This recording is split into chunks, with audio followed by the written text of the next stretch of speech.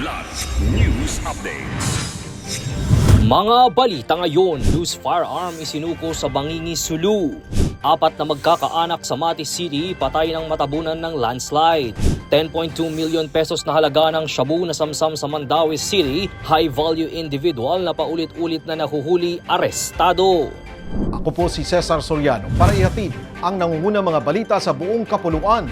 Ngayon, Isang barilang voluntaryong isinuko sa bayan ng Bangingi, Sulu noong Miyerkules, February 18 bilang bahagi ng patuloy na kampanya para gawing gun-free municipality ang lugar.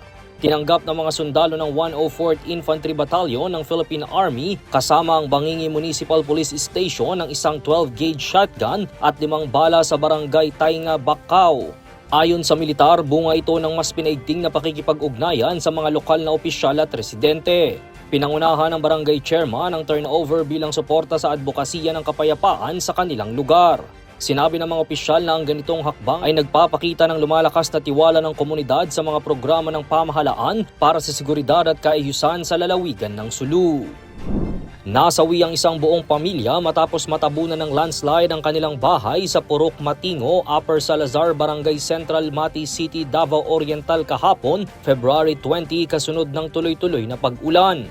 Agad rumesponde ang Bureau of Fire Protection of BFP Mati City, katuwang ang City Disaster Risk Reduction and Management Office o CDRRMO.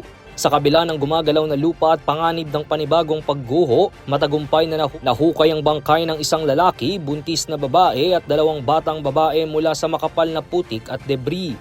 Ipinatupad ang mahigpit na safety protocols habang isinasagawa ang retrieval operations. Hindi pa inilalabas ang mga pangalan habang inaabisuhan ang mga kaanak.